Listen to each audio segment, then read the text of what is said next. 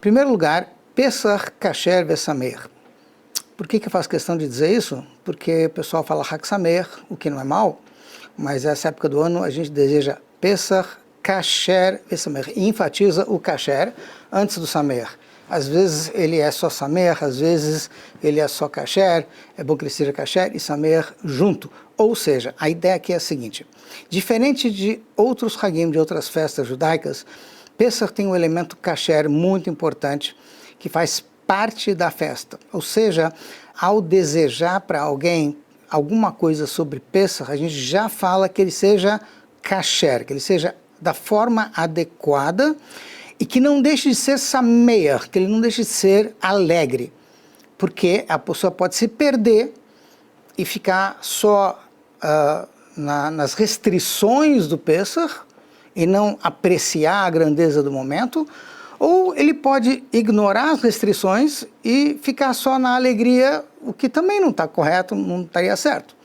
Em outras palavras, vamos resumir isso de uma outra forma. Eu já ouvi essa frase, não me lembro de quem, mas eu achei ela interessante.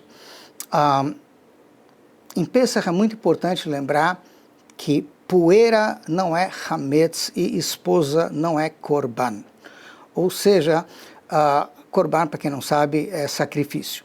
Em Pesach, na época em que havia o templo sagrado, havia um sacrifício, um carneirinho que se sacrificava, que se fazia dele um churrasco, que era, na verdade, o ponto alto do Seder, era o ponto mais importante da comemoração do Pesach. Mas hoje em dia a gente não tem esse sacrifício, tem gente que acha que tem que sacrificar a esposa, e o que não é correto. E aí começa aquela ideia de que a poeira é hametz, enfim, eu não vou entrar na mérito da questão, porque acho que aqueles que já fazem o Pesach conhecem, e aqueles que não fazem, obviamente, não sei se eles devem conhecer. Mas enfim, em Pesach nós temos o que eu chamaria de o vilão da história e o herói da história. Em Purim, que foi há um mês atrás, a gente sabe que o vilão era o Haman, o herói Esther, Mordecai. Em Pesach, o vilão da história chama-se Hametz e o herói é a Matzah. Como funciona isso? Então é interessante porque todo ano Purim vem um mês antes de Pesach, mas em termos de história judaica, Purim aconteceu mais de 950 anos depois de Pesach. E existe uma frase que a gente encontra na Megillah, onde está relatada a história de Purim, que é uma frase chave para a gente entender o que são as festas judaicas. V'hayamim eilu niskarim venasim, esses dias são lembrados e são realizados. Então, normalmente as pessoas traduzem, vamos comemorar, vamos lembrar o passado fazendo alguma coisa no presente. O lado mais profundo dessa frase, desse passuk, desse versículo da Megillah, é o seguinte: assim explica o Arizal, assim explicam os cabalistas, que vem ao lado mais profundo da Torá. A energia dessa festa está embutida no ar. E não tem como você captar essa energia, que ela é cíclica, ela se repete a todo ano, mas você não tem como captar essa energia se você não comemora, se você não faz aquilo que faz com que você se torne um recipiente para essa energia. Ou seja, você quer captar a energia do Shabat, cumpra o Shabat. Você vai conseguir captar toda a energia do Shabat. Você quer captar Purim, cumpra o Purim, faça as mitzvot de Purim, cumpra aquilo que tem que ser feito e você vai conseguir captar a energia. Ou seja, todos os milagres de Pesach voltam a acontecer, mesmo que seja apenas num nível espiritual, numa dimensão espiritual, mas eles voltam a acontecer na medida em que a gente comemora, faz o Pesach do mesmo jeito que a Torá nos diz que ele tem que ser feito. Nós encontramos uma citação implícita na Torá de que Abraham comemorou o Pesach. Veja bem, Abraham viveu mais de 400, anos antes da saída do Egito. Ou seja, nem se sonhava com Pesach ainda. E, no entanto, a gente encontra um momento em que Abraham come matzot e nós temos uma antiga tradição de que ele já estava comemorando Pesach. Por quê? Porque ele captou a energia de Pesach no ar e ele captou que para absorver essa energia, para a gente viver esse momento com toda essa espiritualidade, é preciso que você comemore. É óbvio que Avraham Avinu estava num nível espiritual completamente diferente, um patamar muito acima do nosso, mas é só para a gente ter uma ideia de como que a energia de Pesach já se encontrava mesmo antes do próprio Pesach ser comemorado fisicamente, porque ele já se encontrava ali espiritualmente. Vamos agora um pouquinho tentar explorar a questão do Pesach. Por que o Hametz é tão terrível e o que faz da matzá algo tão especial? A base da Torá, ou pelo menos uma das bases da Torá, é a crença de que existe apenas um Deus único. Nós temos 13 princípios da fé de Maimônides, não vamos entrar agora em todos eles, mas a ideia é de que tudo que a gente encontra na Torá vem frisar que Deus é o único e é aquele que criou o mundo, é aquele que controla o mundo, e a gente então se conecta com ele ao cumprir a vontade dele. A vontade de Deus são as mitzvot, os mandamentos, a sabedoria de Deus é a Torá, os ensinamentos da Torá, e é assim que a gente se conecta com ele. Qualquer outra coisa que tenha uma importância própria diante de Deus é idolatria. É a rejeição do Deus único, da ideia, do conceito, da fé e da vivência, porque a gente vive dia a dia com a plena consciência de que Hashem, Deus, controla tudo, então tudo que a gente faz tem que ser do jeito que Ele quer. Isso deveria ser algo natural. No entanto, isso não é natural. Por que isso não é natural? Porque Deus criou a gente com duas almas. Nós somos um pequeno condomínio e nós temos duas almas disputando a sindicância, ou querem ser o síndico desse condomínio, uma alma divina e uma alma animal. Como é que a gente sabe a diferença entre uma alma divina e uma alma animal? As duas ficam buzinando no ouvido da gente o dia inteiro e a gente muitas vezes não sabe se essa voz está vindo de um lado divino ou o contrário, porque às vezes é confuso. Os argumentos que a alma animal usa de vez em quando são argumentos divinos, vamos chamar assim. Então, como é que a gente sabe distinguir um do outro? Então, uma forma simples de procurar encarar esse tipo de situação é entendendo o que significa Nefesh Abamit, alma animal. E para isso eu vou ter que usar de um trocadilho, que eu já uso muitas vezes, enfim, espero que não esteja sendo pedante. Animal se pode dividir em dois, isso vai ter Ani, mal. Ani significa o eu, e mal. O eu é mal, o lado egoísta da gente é que é o nosso lado animal. Ou seja, como é que eu sei que a voz que vem é a voz da alma animal? Quando ela vem com eu quero, eu preciso, eu isso, eu aquilo, e esse é o lado animal da gente. O lado divino da gente é o lado que consegue enxergar o outro. O outro é outra pessoa e o outro também é Hashem. Ou seja, a vontade de Hashem vai se sobrepor à nossa vontade. Mas para isso eu preciso conseguir enxergar o outro e não ficar focado apenas no eu. Isso tudo tem a ver com Hametz e Matzah. Primeiro, eu falei até agora de Hametz, não expliquei o que é. A palavra Hametz em si significa algo levedado, não algo fermentado. Não é a mesma coisa? Não é a mesma coisa. Cientificamente não é. Ambos são processos muito semelhantes, mas a ideia de levedação é um processo onde se produz gás carbônico e se faz com que a massa cresça. Então, a ideia é o seguinte: existem apenas alguns cereais os quais produzem esse efeito de criar gás carbônico e crescer, que são derivados do trigo e da cevada.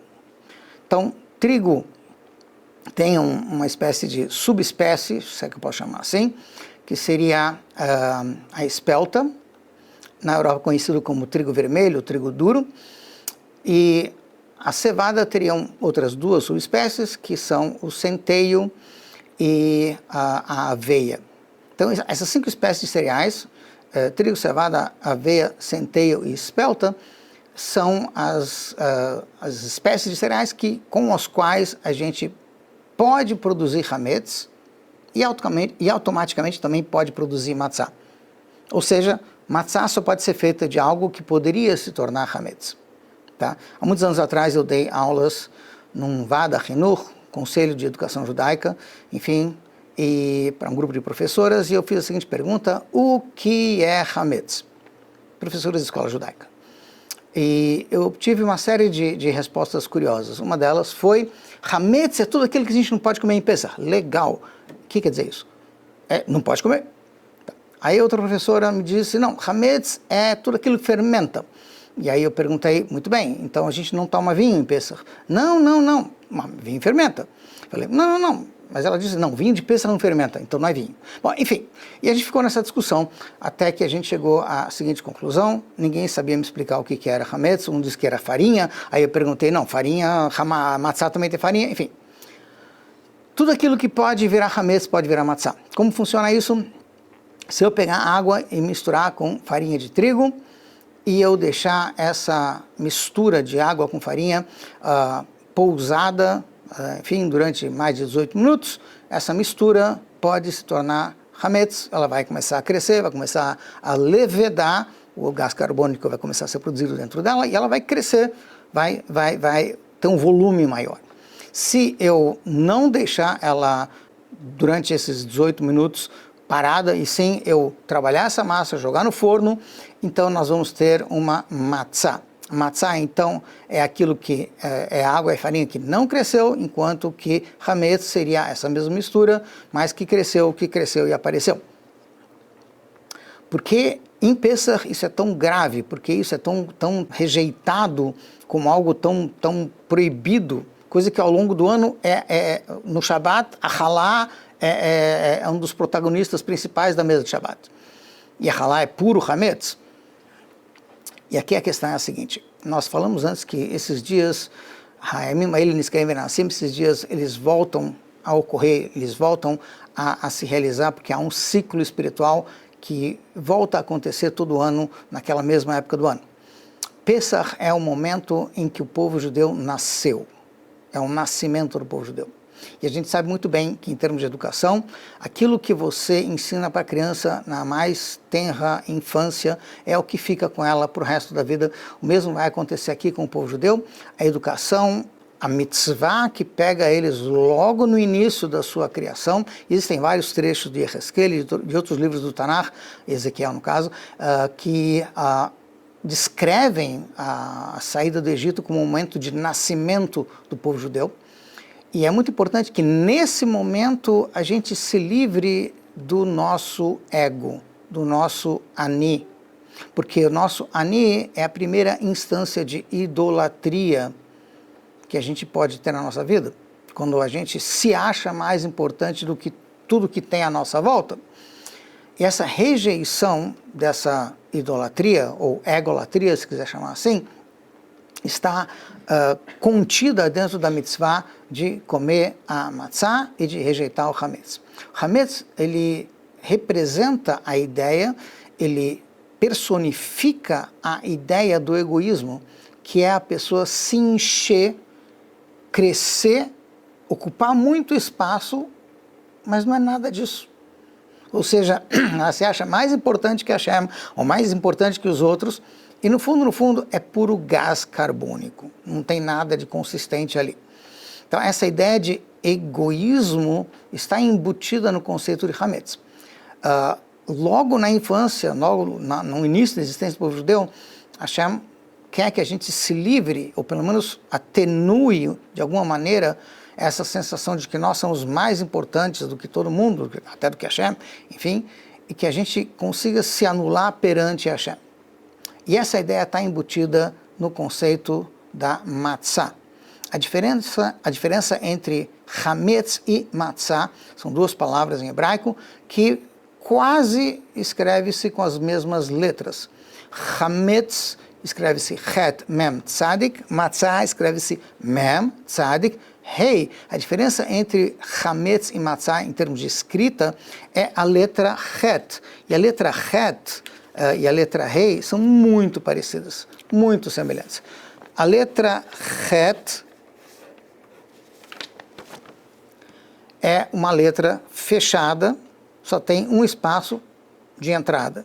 A letra Rei, você tem uma entrada e ainda tem uma saída.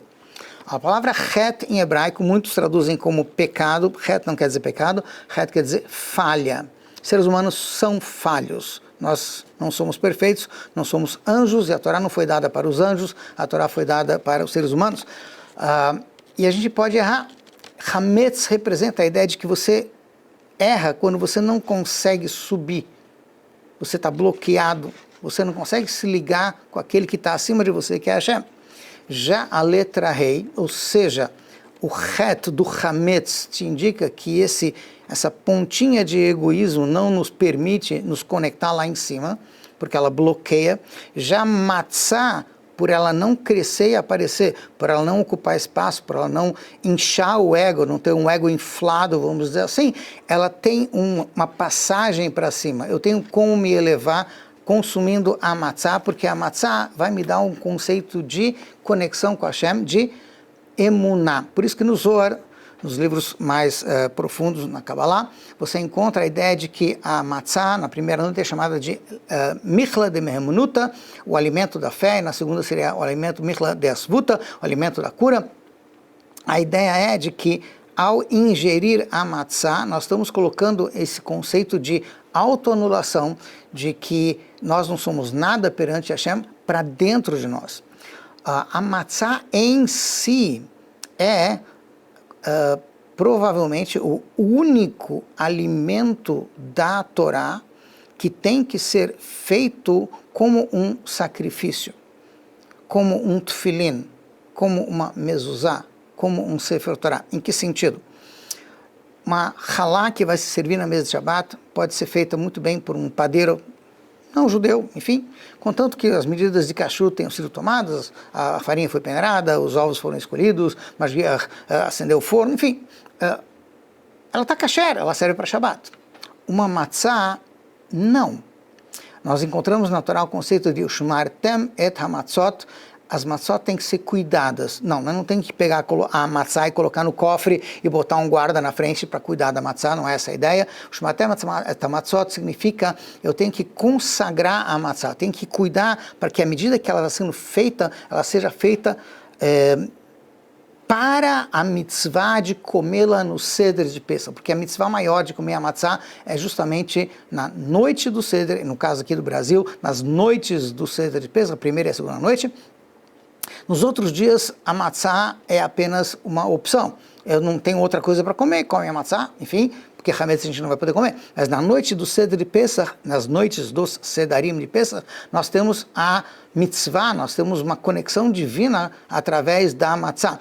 Como nós temos essa conexão? A matzah, ela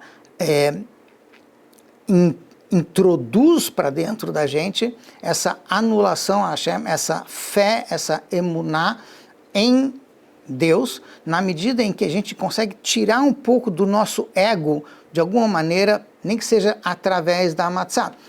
A matzah em si, para a noite do Seder, ela tem que ser feita de tal maneira que, ao misturar a água com a farinha, ao abrir a massa, ao colocá-la no forno, o tempo todo se diz Leshem Matzat Mitzvah.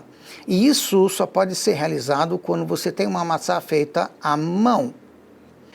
Não que a matzah de máquina não seja kasher, eu não vou entrar no mérito dessa questão. A questão é de que para o Seder de Pesach é importante que a gente está embutindo dentro da matzah a ideia, o conceito de que esse alimento é uma mitzvah, esse alimento é uma conexão com Hashem, isso está sendo falado e essa energia está sendo passada para a massa na medida em que ela está sendo feita, o que acontece com muito mais força quando ela é feita à mão.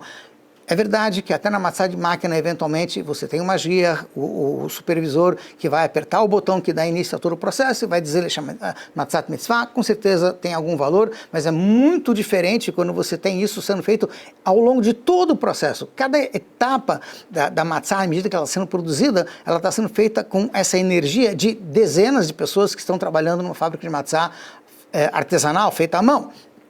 Por isso que nós temos uma campanha da Rav Lubavitch de distribuir matzot shmurot, matzot redondas feitas à mão, para o máximo de pessoas, porque isso é o alimento da fé. Isso embute, coloca dentro da gente essa conexão mais profunda com Hashem, que nenhum outro alimento pode trazer para a gente, porque a matzá está sendo consumida na noite do próprio Seder. E por que a noite do próprio Seder a matzá é tão especial? Normalmente a gente diz que o motivo de comer a matzá é porque o pessoal saiu do Egito com pressa e por isso então não deu tempo de deixar a massa crescer e fazer pão, e por isso que a gente come matzá hoje em dia. Quase. Se você pegar a Agadá de Pêssah, você vai encontrar dentro da Agadá que matzá azul, she'anu ochlim al shumá, por que a gente come a matzá? Da onde vem essa mitzvah? Como a gente sabe que é importante comer a matzá? E a descrição que a Agadá nos dá, porque é isso que todas as famílias judaicas do mundo inteiro falam, é al shum shelo ispik batseket shel avotenu leachmitz, porque a massa da água com a farinha dos nossos antepassados não conseguiu levedar, crescer, até que o rei dos reis, Hashem, se revelou para eles e os salvou. Essa expressão, Melech Malchei Hamlachim, é interessante porque é um pouco redundante. O rei dos reis, Hashem é o rei, ele manda em tudo. Por que tanto rei nessa história? É interessante que os cabalistas, os que entendem um pouquinho de Kabbalah, descrevem isso como uma revelação divina que está acima de todos os mundos, de todas as dimensões que a gente conhece. De acordo com a Kabbalah, existem 4 dimensões gerais, 4 mundos, que seriam o mundo de Atzilut, Briah, Yetzirah e Asiá. E a ideia de falar de algo ou alguém, no caso Hashem, Deus que é o rei dos reis, significa tem reis, 2 reis, tem mais 2 reis, sim. Nós temos 4 reinos, Atzilut, Briah, Yetzirah e Asiá, e tem um rei que está acima deles, ou seja, acima de qualquer limitação, de qualquer mundo físico ou espiritual, está Hashem.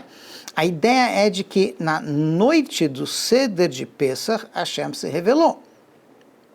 Eu vou explicar isso um pouquinho melhor. Que matzá é essa que a gente não fez porque estava com pressa? Não foi a matzá do Seder. Foi a matzá de depois do Seder. É só ler a história. Quando eles estavam depois do Seder, no dia seguinte, na manhã seguinte, os egípcios vêm para a casa dos judeus e falam, vão embora, morreram os primogênitos, é um caos, vão embora, saiam daqui. O faraó vai lá de pijama procurar Moshe Rabbeinu e Aaron, enfim. É aí que o pessoal está sendo convidado a se retirar com pressa. E foi aí que a massa não cresceu. Espera aí. Do Egito até o primeiro lugar em que eles param, Sukkot, há uma distância enorme. E com certeza tem mais de 18 minutos entre um lugar e o outro. Assim explica o primeiro Rav Lubavitch, Admor Zaken, Rav Shneur Zalman Miliadi, no Nusas Mamarim. E ele fala uma coisa simples. Existem várias explicações, mas veja bem, até para você fazer uma fogueirinha e pegar a sua massa e cozinhar, você vai precisar de mais de 18 minutos. Explico. Consta que o pessoal saiu do Egito com a água e a farinha misturada, a massa, nas suas costas. E saíram correndo. Veja bem, é difícil que não tenham passado 18 minutos. É difícil que não tenha crescido essa massa no meio do caminho. E, no entanto, a Agadá nos conta, não, Deus, o rei dos reis, se revelou, aquele nível que está acima de todos os mundos espirituais, acima de qualquer limitação física ou espiritual. Ele se revelou e aí a massa não conseguiu crescer. O que quer dizer a massa não conseguiu crescer? Claro que ela conseguiu, tinha 18 minutos, tinha muito mais de 18 minutos. Não, mas não cresceu. E é interessante que esse conceito aparece no Mechilta, o Malbim também menciona ele nos seus comentários, que é o seguinte: existe a matzá de antes da meia-noite e a matzá de depois da meia-noite. Porque a praga dos primogênitos, que aconteceu na primeira noite do Seder no Egito, foi à meia-noite. E essa praga, antes dela, a Torá nos diz que todo mundo já sabia. A praga foi anunciada, o faraó sabia, os egípcios sabiam, Moshe Rabbeinu disse para todo mundo, enfim. E ao mesmo tempo, o que estava acontecendo na casa de todos os Yehudim? Eles pegaram o carneirinho, eles fizeram a shritá, o abate ritual dele, o sangue foi colocado nos batentes de dentro das casas, não de fora. Leiam o Rashi no Chumash, tá? E Alecha Leot vai ser um sinal para vocês, não era do lado de fora, não tem nada a ver com a mezuzá. Muita gente confunde as ideias, enfim. O sangue estava do lado de dentro, era um sinal para o povo judeu. E esse carneirinho foi assado e ele tinha que ser comido al matzot merurim yochlu. Ele tinha que ser comido com matzot e maror. Quando? Na noite de Pesach, antes da meia-noite. Antes da praga dos primogênitos. Ou seja, eles já tinham uma ordem divina de fazer matzá. Antes de saírem, antes de acontecer esse negócio de sair correndo, não dá tempo de fazer, já tinham que fazer matzá. E aí então, eles estavam fazendo o seu seder, meia-noite parou tudo, tá? Acabou o seder, e aí então, eles tinham que fazer matzá para esse seder. Ora, se eles já tinham que fazer matzá antes, então já tinha uma ordem divina de fazer matzá. Então explica o Admor Zaken, explica o primeiro Rebbe de Lubavitch, que na Torá as expressões são curiosas. A matzá, ou as matzot, que foram feitas antes da meia-noite, a Torá descreve como matzot sem usar a letra vav. As matzot que foram feitas depois da meia-noite, a Torá descreve como matzot com a letra vav. E a explicação que ele dá, que é uma explicação mais profunda, é ao mesmo tempo simples e bastante esclarecedora. O que ele diz é o seguinte: antes da meia-noite eles fizeram as matzot sem noção de por quê, porque Hashem mandou. Eles tiveram autoanulação, eles anularam a sua vontade, pão é mais gostoso, enfim, mas Deus não quer pão, Deus quer matzá, vamos fazer matzá. Isso foi antes da meia-noite. Após a meia-noite, o que acontece? Nós encontramos na mesma Haggadah de Pesach, que quando nós vemos a descrição da praga dos primogênitos, o que consta na Torá? Ani velo malach, ani velo saraf. A Haggadah descreve que Hashem fez questão de dizer: eu vim pessoalmente aplicar essa praga contra os primogênitos egípcios. Ou seja, Hashem se revelou na noite do Seder de Pesach. Só que para os egípcios essa revelação causou a morte dos primogênitos, enquanto que para os Yehudim essa revelação trouxe uma elevação muito grande na alma de todo mundo. A tal ponto que quando Hashem se revela, o ego desaparece. Não só o ego das pessoas, o ego da levedação também. Uma vez que a levedação está conceitualmente ligada com o conceito de ego, tudo que eles fizeram depois da meia-noite não crescia, não levedava. Por isso que nós temos o Vav nas matzot de depois da meia-noite. Por isso, quando eles saíram do Egito, levaram água misturada com farinha, massa, que tinha tudo para crescer, não cresceu. E o que eles cozinharam, o que eles assaram, na verdade, depois de eles saírem do Egito, tudo isso era matzá. Não cresceu, não levedou.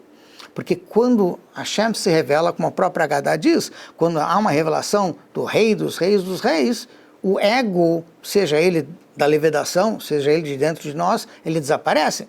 E a partir daí nós temos a ideia de que as matzot de depois da meia-noite, essas são matzot milagrosas, que não conseguem crescer porque há uma revelação de Hashem, e quando Hashem aparece, o ego de todos desaparece. Hoje em dia, as matzot que nós fazemos são as matzot de depois da meia-noite. Porque nós estamos numa fase da história onde Hashem já se revelou para a gente, no Egito, na abertura do mar, na entrega da Torá, e nas mitzvot que a gente faz dia a dia, e tudo isso está embutido nas matzot que a gente faz antes do Seder, antes da meia-noite, enfim, mas já está embutido dentro de todas as matzot. Ou seja, a matzá que nós temos hoje traz dentro de si essa energia de anulação. Daí por que dizer que a matzá é o alimento da fé? E eu volto a dizer, a matzá feita à mão na noite de Pesach certamente consegue embutir dentro da gente esse conceito, até porque ela foi santificada, assim como uma mezuzá. Quando você vai fazer o couro, o pergaminho, para fazer uma mezuzá, um Sefer Torah, lembrar um tefilim, enfim, esse couro, você não pode usar qualquer couro, esse couro tem que ser consagrado. Ao começar o processo de curtição, de curtir o couro, é preciso dizer Leshem Kedushat Mezuzah, Leshem Kedushat Sefer Torah, tefilim, enfim. E o mesmo acontece com a matzah, ela também é consagrada para essa mitzvah. Então ela tem embutido dentro dela uma energia enorme que a gente não tem nem noção. E é ao absorver essa matzah que a gente coloca dentro da gente esse conceito de autoanulação. Então, neste Pesach, entendam, o Hametz, ele é o vilão da história, sim, porque no início da nossa infância como povo, ele tem que ser eliminado. Depois, este ego pode ser trabalhado, porque à medida que a criança cresce, ela pode transformar este ego mal controlado em orgulho. Orgulho de ser judeu. E aí sim, eu posso ter a minha halá na mesa de Shabbat, porque eu tenho esse ego, não é meu ego, é orgulho de ser aquilo que Hashem me escolheu para ser, me deu uma missão para cumprir. Então que a gente possa ter um Pesach Kasher Samer, que a gente possa ter matzot redondas feitas à mão no Seder de Pesach, e que a gente se cuide de vender o Hametz antes de Pesach, de eliminar, limpar a casa de todo o Hametz, que a gente possa estar com o Mashiach em Yerushalayim, no terceiro Beit HaMikdash, e a gente vai poder comemorar o Pesach plenamente com o Korban e com tudo que tem direito, Pesach Kasher Samer.